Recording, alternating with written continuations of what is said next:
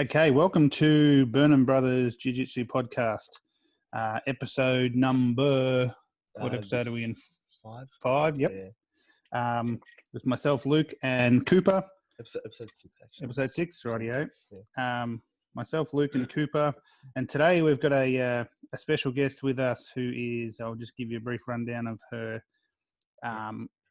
major titles: IBJJF World Nogi Champion 2015, 16, 17. And second in 2018 from Team Checkmat, Pati Fuentes. Welcome to our show. Thank you. Thank you for invite. No worries. No, anytime. It's great to have you. Yeah, it's actually an honor for us to have you here. You're a big name in the sport, and we really appreciate you giving us your time. Of course, it's nice to talk with people from everywhere and get to know like the jiu-jitsu people, So I enjoy doing this a lot. Yeah, Cool, that's cool. good. Okay, then. So, how is life for you during this COVID-19 pandemic that's going on? You're in Brazil, I'm pretty sure, still these days at the moment. No, I'm in California. Oh, you're in California. California. Yep. Yeah, I live in California for 8 years already. Yep. Since 2012. Yes. You guys are still in lockdown as Yes. well, yeah? Yes, we still in lockdown. I train and work with Leo Vieira at his gym, Checkmat headquarters in Dojo, and I think we're planning to open on the June 1st. I don't know how it is, but I think we are going to be able to open with social distancing. I don't know what does it mean training wise, but soon, in about a week. Cool. Yeah, it makes it hard, doesn't it? Like we're the same. We're in lockdown. I think we're June 22. I think we're allowed to open our gym again, and social distancing. I'm not sure how we do jiu-jitsu with social distancing, but yeah. It's pretty much like how we're doing now. We still were going with the Zoom meetings, and we have the classes with I have like a piece of mat, and like we do body movements, and we try, Yeah, well, that's all you can do, isn't it? It's not. That's a different way of learning how. Learning a different way of teaching, I suppose, is what we've found. Yeah, with the Zoom meetings, online meetings, and stuff like that. Yes, I think right now would be a little just better for who has like family and partners in the house, because like during the training, even like if there's social distancing, you guys can spar in between you guys, Yes. Or have like small groups that if something happened to someone, we just isolate the whole group, or I don't know. Yeah. Gotta think of ideas to slowly make small matches so people can spar again.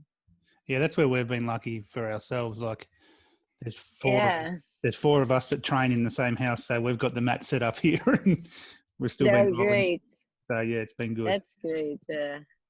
Yeah, for me it's just hard. Like it's really hard. Like last week, for the first time, I had like one of my students that does private with me. We trained together, and I did like a little wrestling practice with some other like of her friends at the garage too, but it was like pretty like much my first time sparring in a few months. Yep. How did that go?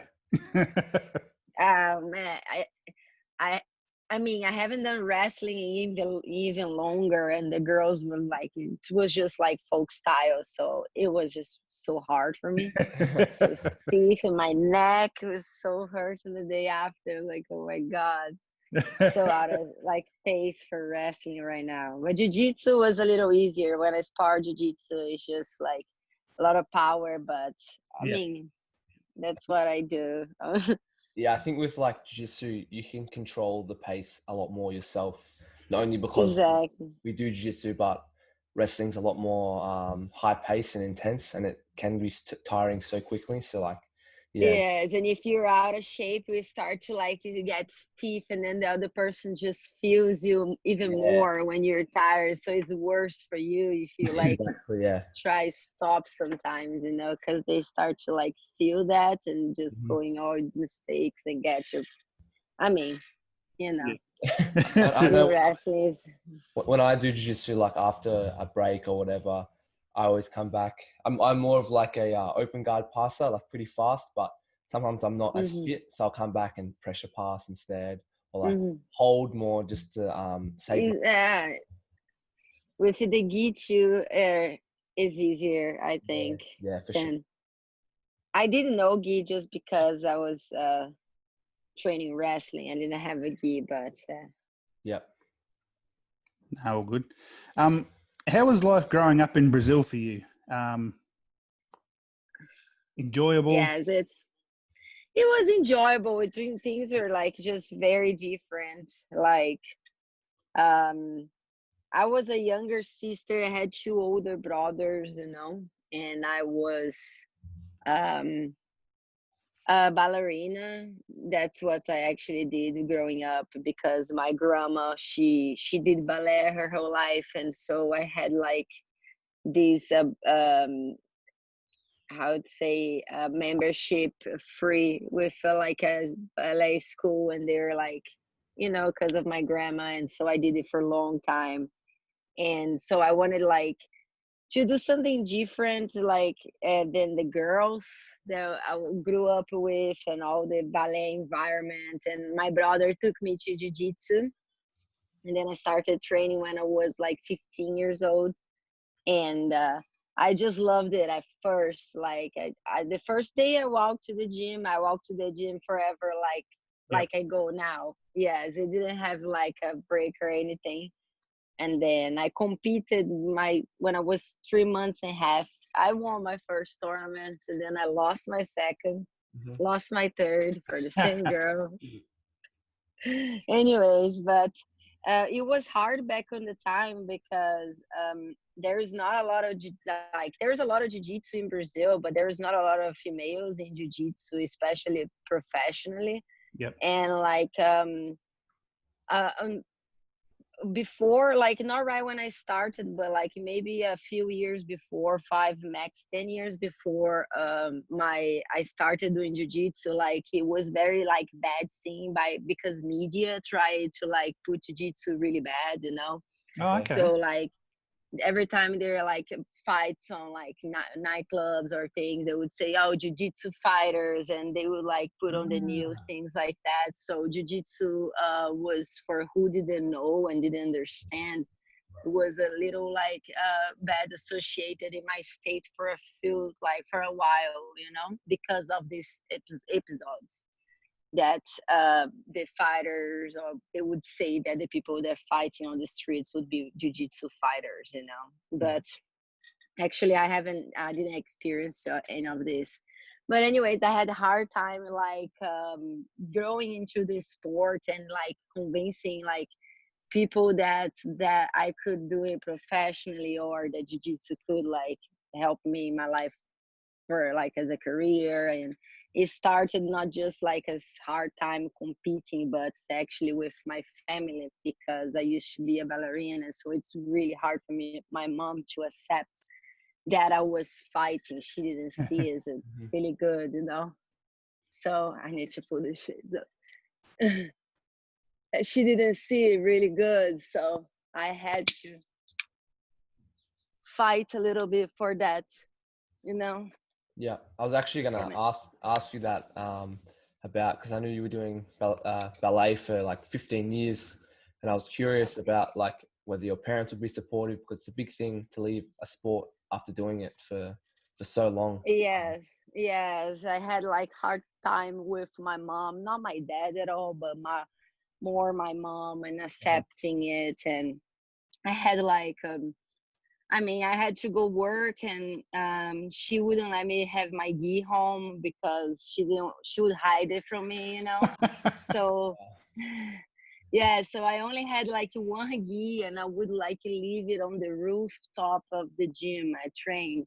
Yep. So to dry the sweat, so I would use the same gi the whole week long. Oh, wow. Exactly, because back at the time I only had one gi too, you know, and then when I got 2 gis, I would like put every other like 3 days, and Monday to Wednesday.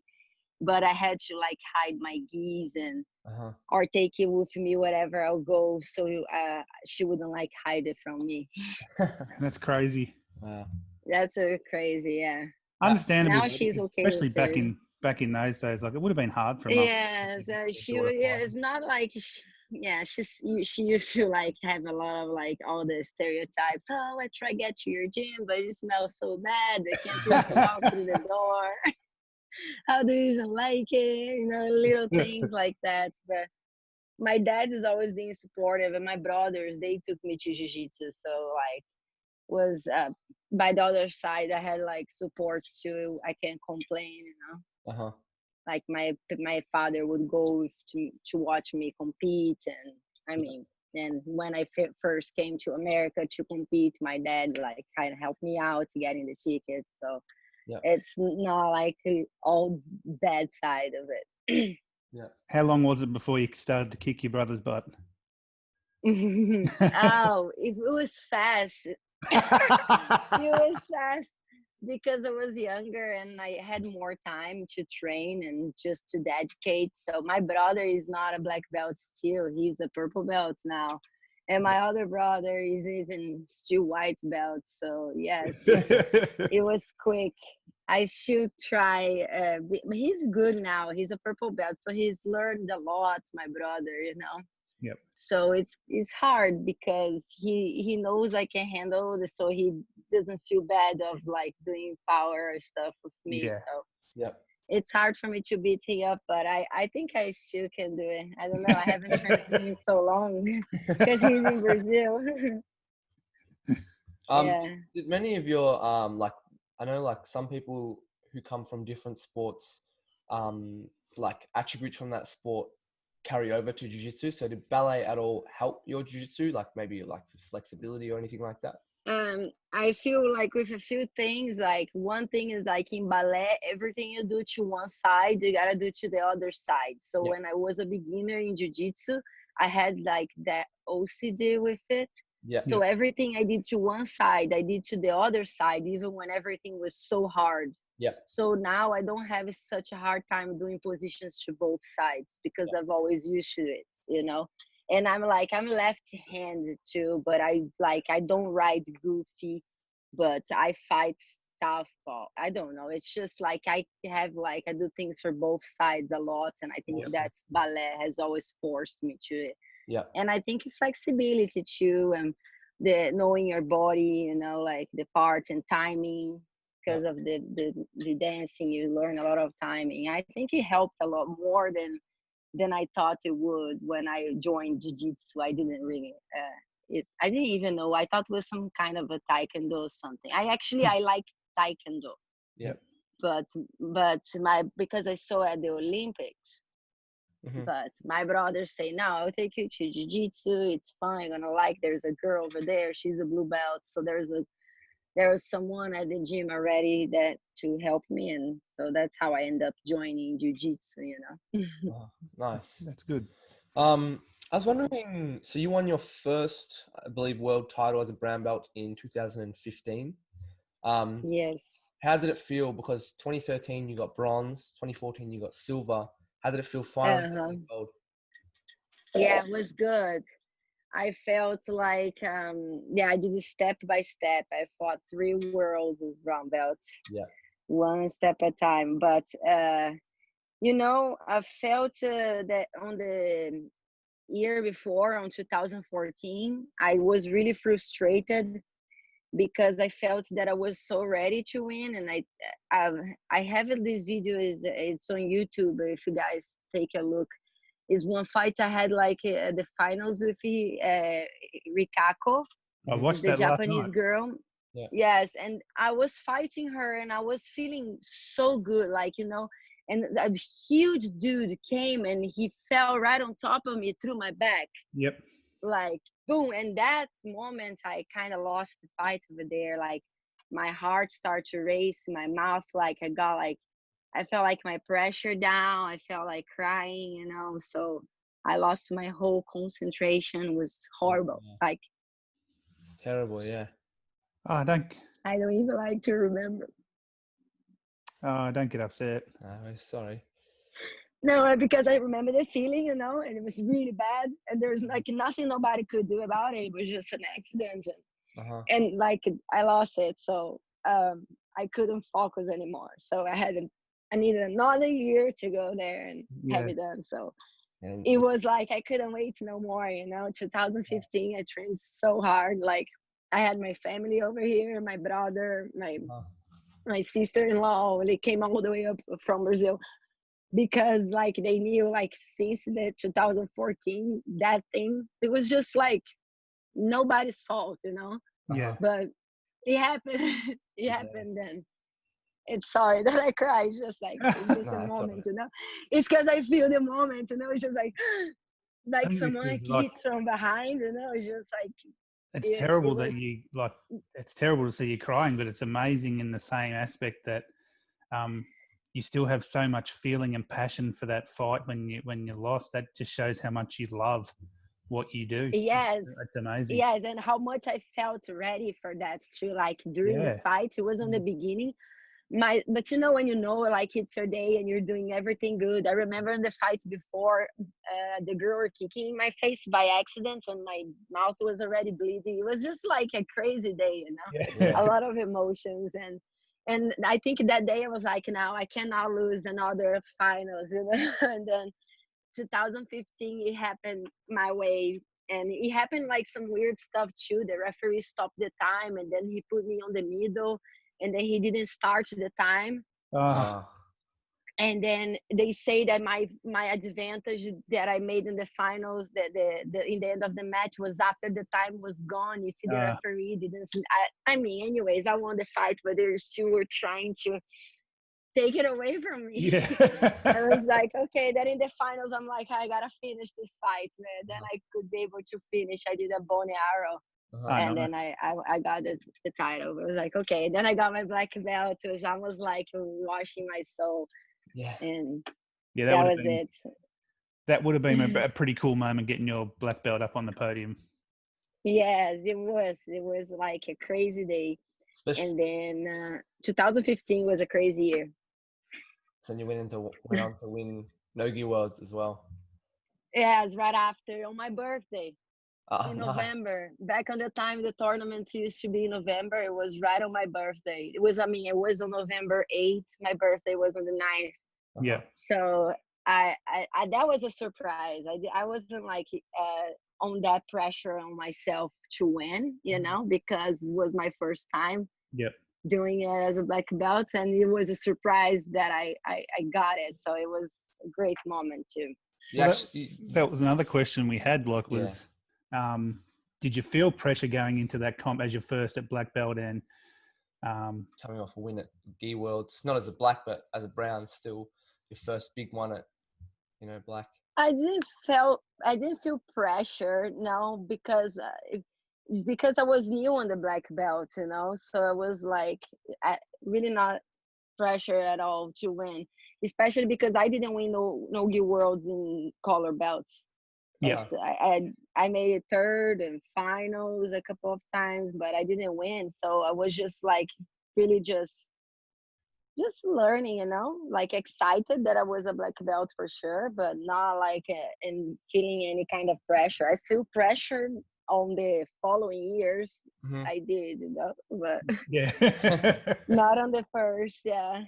Do you feel like when I was looking through your record, you were always so close all through the color belts, like second, third. Did you feel like up until like you won Worlds and Nogi Worlds 2015, then you won Nogi Worlds 2 more times? Do you feel like once you got your black belt, you were more like shot into the spotlight in a sense? Like people started to look at you more and stuff like that? Like, yes, I think first of all, to the purple belt, I lived in Brazil, so I was like so divided in so many things. I was doing university and working, and the life over there was so hard for me just to keep on track of everything, so I could train. So I feel that I couldn't focus as much before I moved here. And then in 2012, when I was a purple belt and I moved here, everything started to get better for me. Because I could just focus and train. I was done with school, so I used to teach classes, but not as much, you know, like now I feel like I teach way too many classes, but that kind of, yeah, you know, little by little I start to getting more and more. And now I teach way too many classes and it's kind of hard to compete and stuff, train. But back on the time, it was more like, oh, I had sponsors and I teach like 3 classes a week. I could train. So I felt like I could focus more in jiu-jitsu and compete. And then when I feel like I got better, you know, when I had more time to focus, and I think it happened naturally from 2012 to when I got to the black belt. I was just like, I was in a good level there, you know, like, because also like of all this thing that happened on the brown belt, and my professor, because I didn't win in 2014, he didn't give me the black belt for the whole year again. So I had like, so I was a purple belt for like 4 years, and then I did like 3 years. I mean, I did 2 years of brown belts because my first tournament as brown belt was already the first worlds that I got third. Yep. So I was 2 years as a brown belt, but I got a lot of experience, you know, of competing all the tournaments up here, and there's a lot of tournaments, brown and black belts together, you know. So I think that time in my life where I could focus, it gave me, where I gave what I needed to like the level of what black belt is. And you know, I think that's why my results got better too, since I could focus on it. Yeah, makes sense. Yeah, it makes a big difference, doesn't it, when you can actually focus on your competitions? Yes, without and worry like with everything else, you know, with school and life and work and paying bills. Like, I mean, I was paying bills, but it was just different, you know, like living with my friends, teaching classes and getting a sponsor, you know. So it was a simple life at the beginning, but it was just what I wanted, just train, you know. Yeah. So it was what it took to get to reach the level.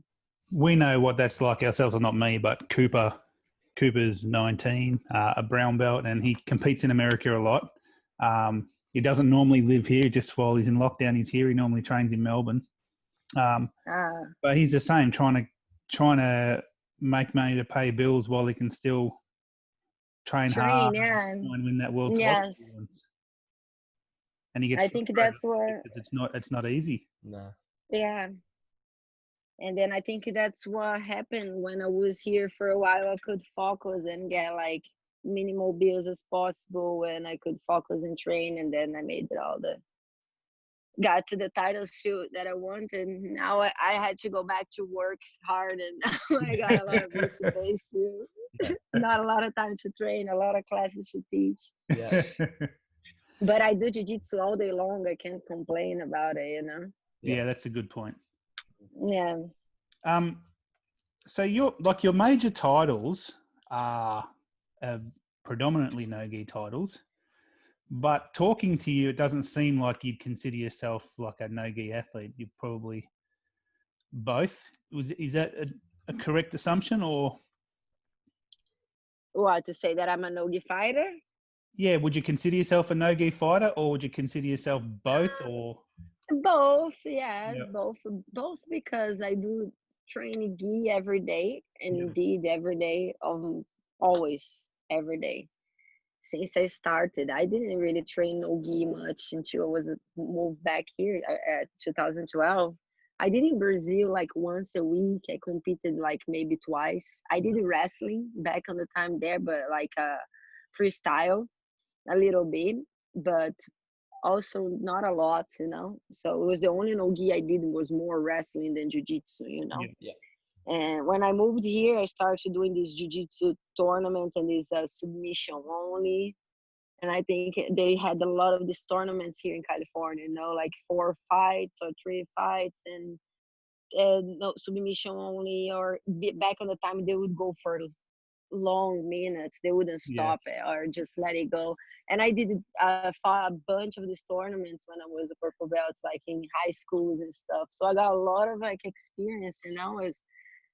And I didn't even know, but I learned like jiu-jitsu a little different because mostly my coach used to say, oh, these girls are wrestlers. They might even take you down. You got to finish them. They're tough. You got to finish them.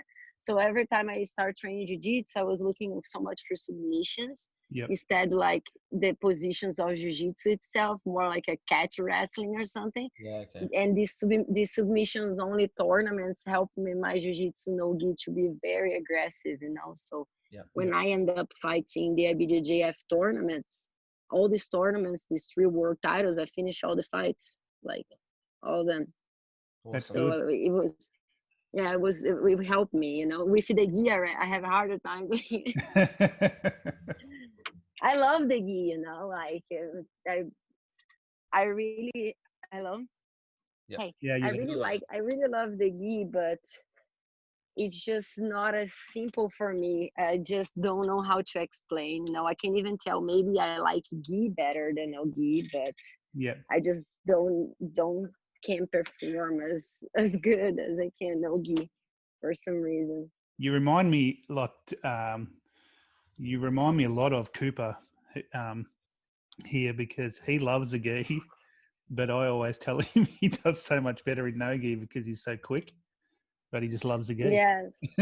Yes, it's like me because I want to learn. I mean, I like to do open guard. So even in no-gi too, I like to play guard. So, but the sleeves, and I have a lot of more options, the X guard with the gi. But in the end, when I really fight, I like the no-gi. It's simpler, you know. I like kimura grips. I like hooks, over hooks, and that's it, you know. That's cool. And I feel like that even in the gi, when things start to get really bad for me, when people start to put pressure in the things, I end up doing no gi because I use like hooks and overhooks and hooks to try get distance. So no gi base is really nice for your self defense. So because you start to like get distance, you know, with your hooks so good from the guard, you know. Yep. Different than just playing with lapels all the time and just losing the grips and not having, like, you know, your legs doesn't follow as well if you don't have good hooks. Yeah. I think that's good as well because it makes it like a lot of gi fighters use the grip so much that when they have to do no gi, they don't know where they have nowhere to grab. So even for someone like myself, when I pass, I don't use a lot of grips. I'm more like scrambles and speed. So when I do no gi, I find that I have a lot of success because I am fast and I can scramble and I don't rely on as many gi grips. The grips is like, that's what I feel. I'm not as strong. I mean, I have strong grips for spider guy, but I feel very stuck by the grips in the gi, and I don't always can get rid of them to do anything. Yeah. We've all been there.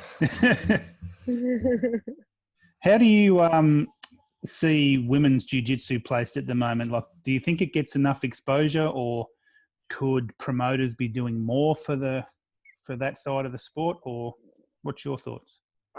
I think it's getting better, you know. I know that, of course, I see that people say of talking about equal pay and stuff, but if you'll be honest, it's not like it's just about equal pay. I think it's more about like being like fair with like the athletes you're paying, regardless if it's a guy or a girl, you know, if is respected like their resume and their career in the, like, no matter if it's a guy or if it's a girl. So it's not like how the guys and girls gotta be paid the same. No, you gotta the titles gotta be paid the same. It doesn't matter by the gender. So you gotta quite classify like that.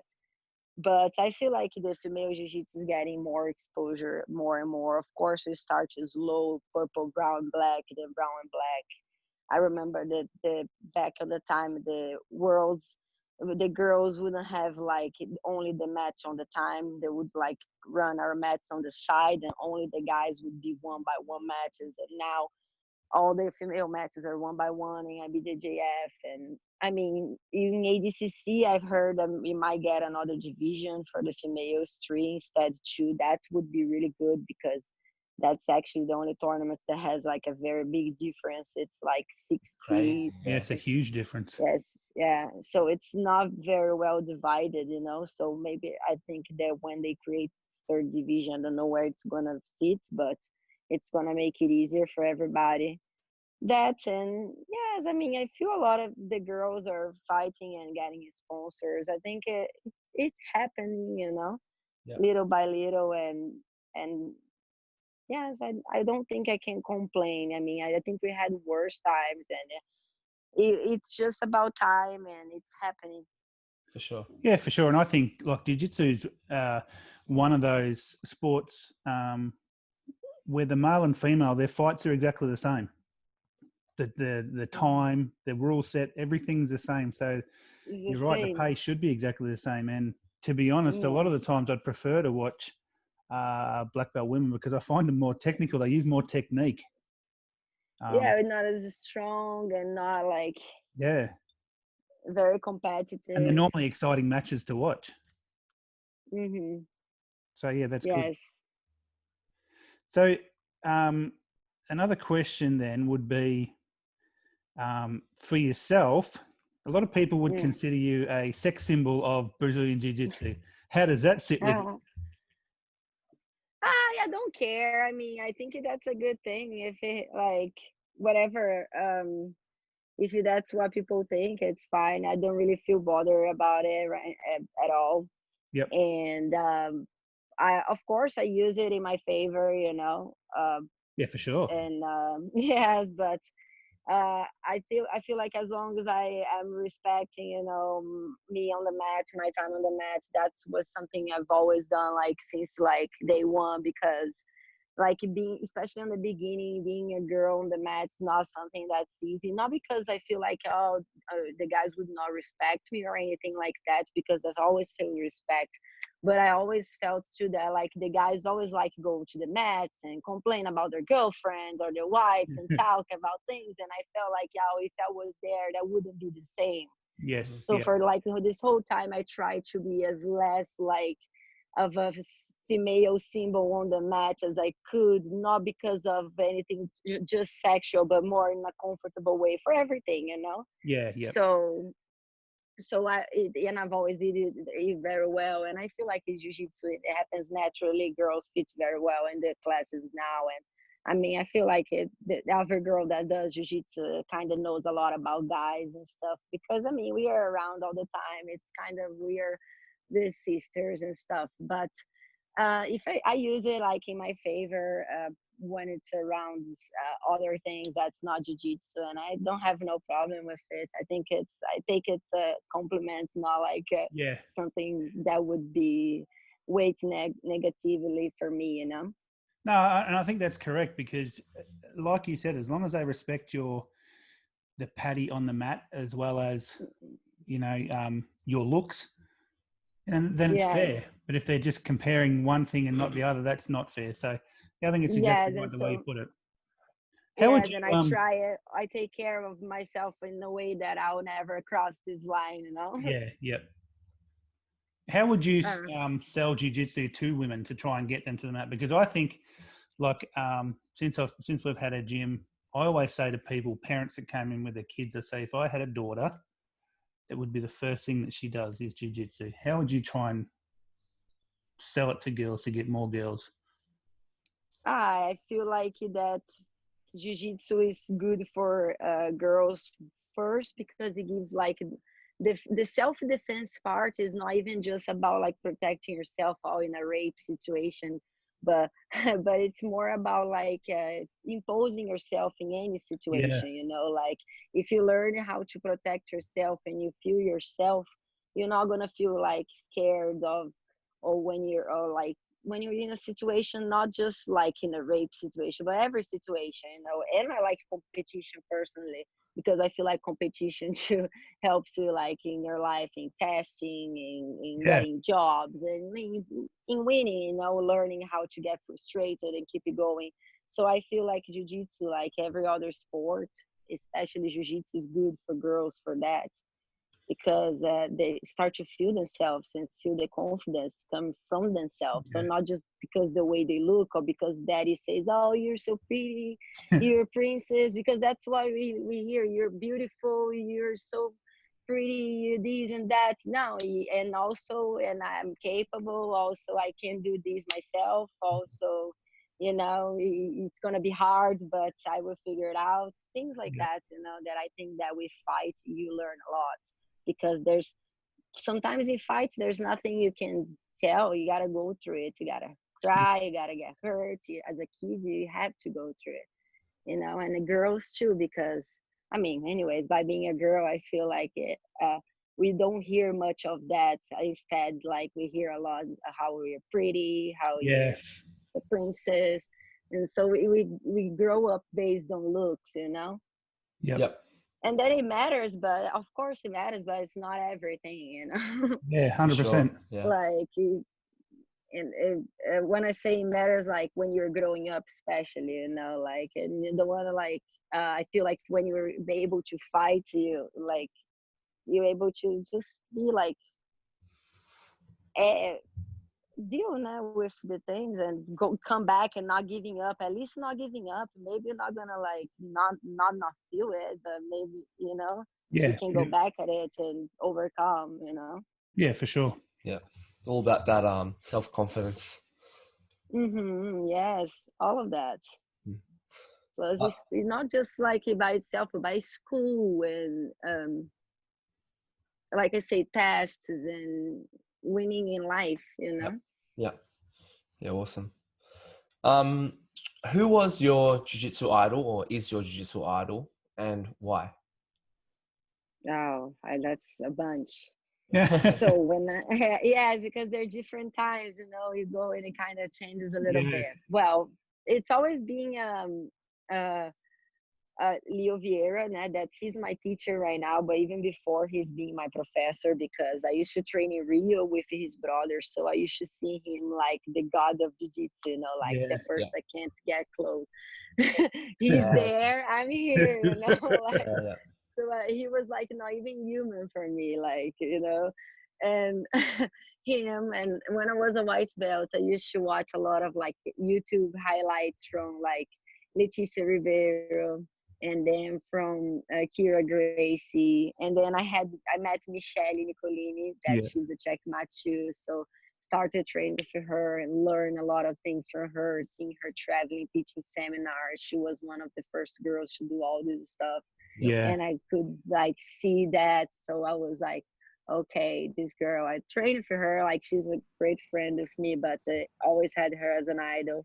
Let me see. Then after that, I think Karen too from Checkmat. After like when she was pregnant and I was training, and she was all on the side lifting weights until she almost popped in her baby. And then she came and won the worlds with like her baby was 8 months. Wow. I was like, okay. That was like that was a thing too. I think that, and but like all time for sure, like Professor Leo, you know. For everything, for the like this story, history of life and competition, and for the person he is too, like, you know, I really admire him. Yeah, that's so good. Yeah, that's great. I think your first seminar was with Michelle, wasn't it? Yeah, when I was like, when he first started. When I was 12. I've been training for like a month, and she came. And Michelle's good friends with Cooper's professor, Tiago Stefanuti, and that was, Tiago brought Michelle over for a lot of seminars here, and that was Cooper's first seminar. Yeah, probably everything she taught, I had no idea. I've been training from, I knew how to pass close guard, that's it. Yeah. That's funny. So where do you see yourself in 10 years' time, do you think? In everything in life, like competing, like you can, everything.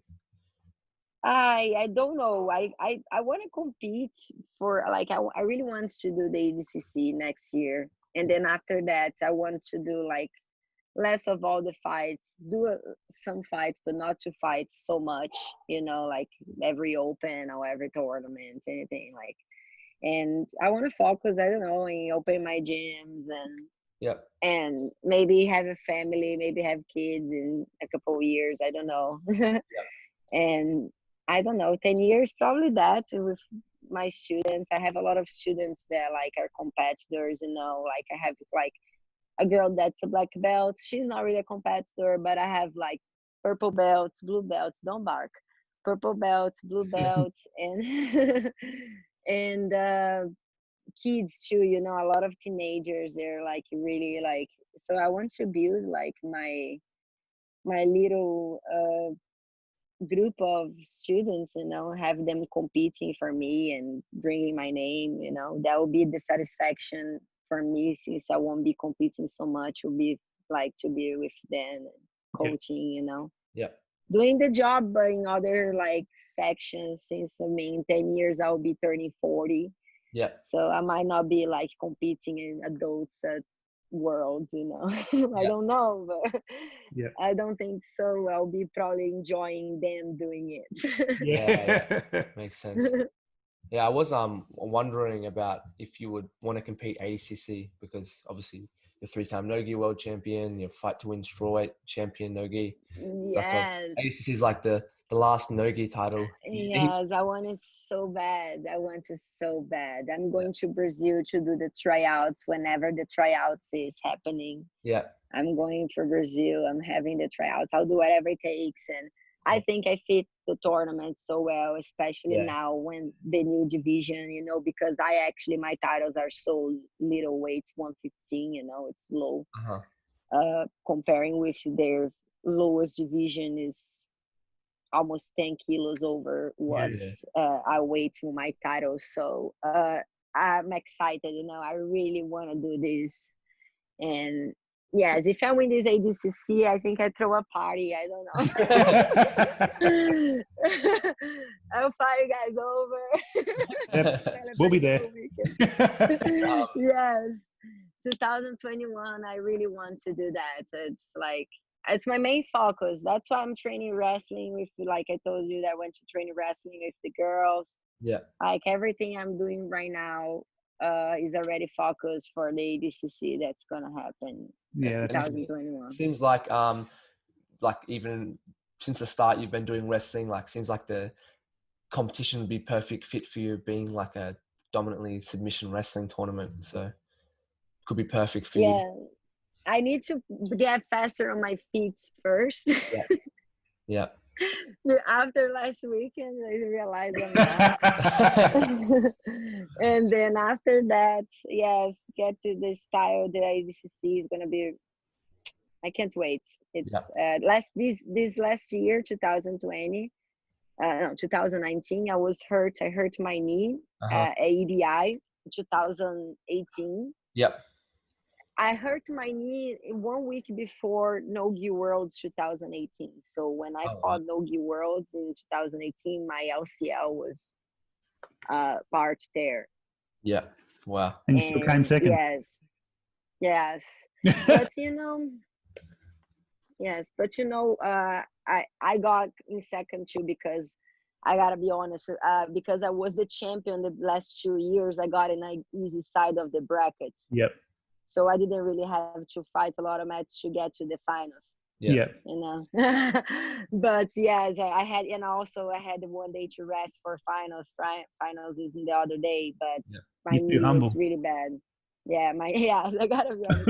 My knee was really bad because they had the EBI right on the week before, and it was in Austin, and it was really cold, and I hurt my knee right on the first fight, and I had like 4 matches that night. So in the end of the night, my knee was so bad.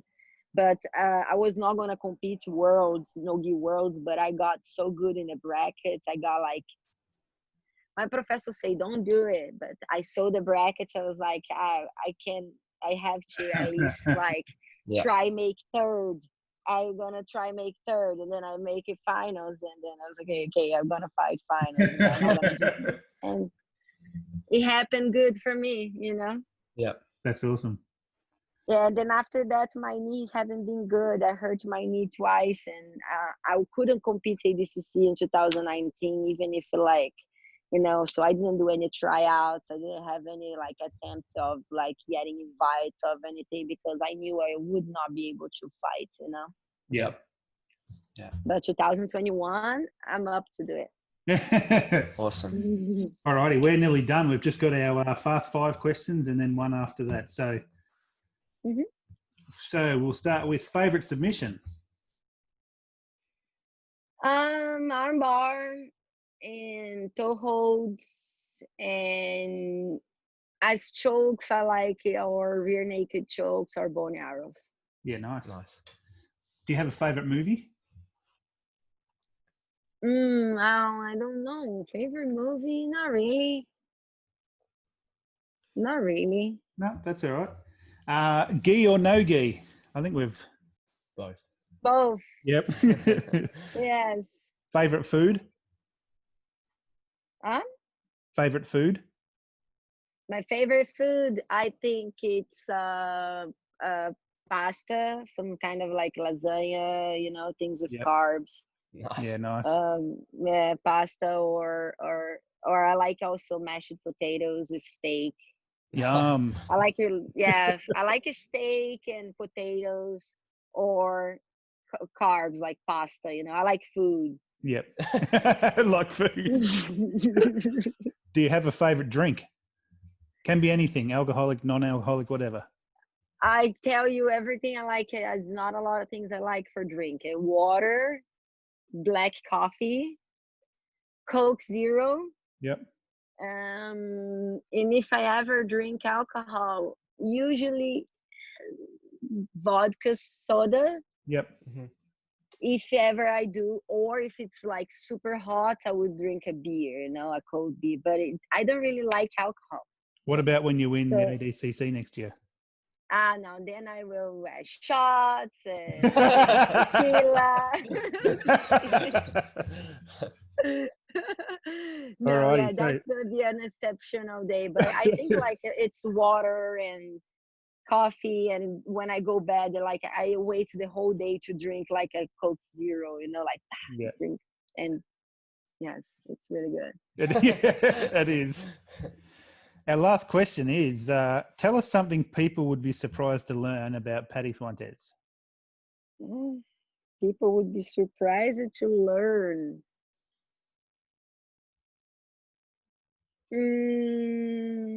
I don't know.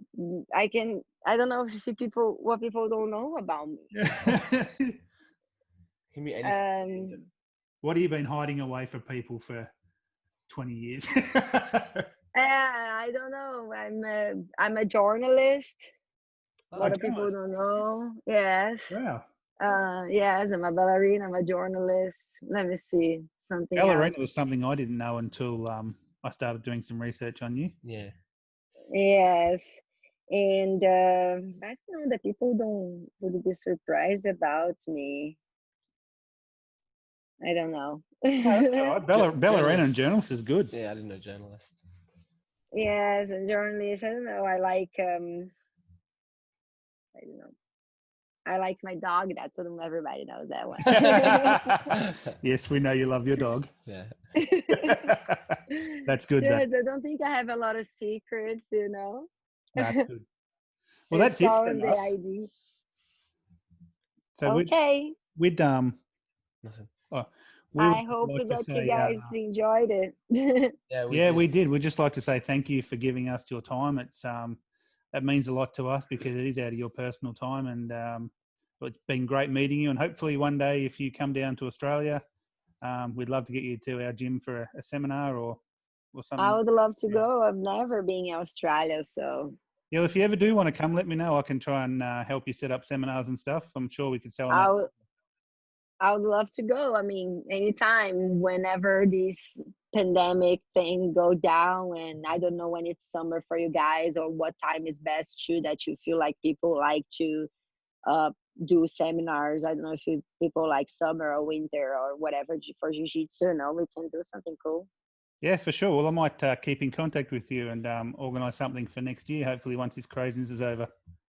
And you guys take care over there. How is the pandemic over there? Are you guys staying locked down? We're in lockdown, but nowhere near as many cases as like you guys have had in the States. Our country's a lot smaller. We only have like 25 million people. You have like over 300 million in America, United States. So. And the government shut our borders down really quick, so no one's been able to fly in here for months. I see. Weeks. So I think we've only had just over 100 deaths for the country, but we're still in lockdown. So yeah. Yes, I see. Yeah, here slowly it's coming back. I feel like some places are start to open. Yesterday, for the first time, I even I dining in a place. Oh, nice. Yes, it was on the outside part, but they had like a dining place. So I mean, it was the first time I did it in here, Yeah. and slowly more I see more things go opening. I don't know how is the holiday if everybody's out at the beach. I am not, but Yeah. I wish I was. Yeah, that's the biggest part we're missing because we're normally in California now, getting ready for the Worlds, and we're in. Oh winter. yes. Oh, it's winter there. Yeah, it's Yeah, the opposite. Is it cold the winter there? yeah. Well, not How freezing cold. Like we're probably It's colder than California, that's for sure. yeah, you guys get snow not where we live, but there is snow In the mountains. In the mountains, Yeah. in the mountains? I see. yeah. Okay. So it's not that frozen, but you No, it's guys not gotta too be bad. like, okay, cool. California Oh is well. much better though. LA is the best. Here is all the time is warm here. I like because I'm from Brazil, so Yeah. I usually like the hot weather. I like doing snowboard, Yeah. so I love snowboarding, but I just like cold for that. Yeah, in and out. Alrighty. Thank you very much. It was really a pleasure talking to you. Yes. You're a wonderful Thank person. you. And, yeah, we'll keep in contact, and I'll send you the links for this podcast if you want to share it or what have you. That'd be great. Yeah. Okay, thank you very much. Yeah, I'll share for sure whenever you send me the link. Thank Cool. you. Thanks, Patty. Thanks Thank so you. much. Bye. Bye-bye. Have a good day, guys. Bye. You too.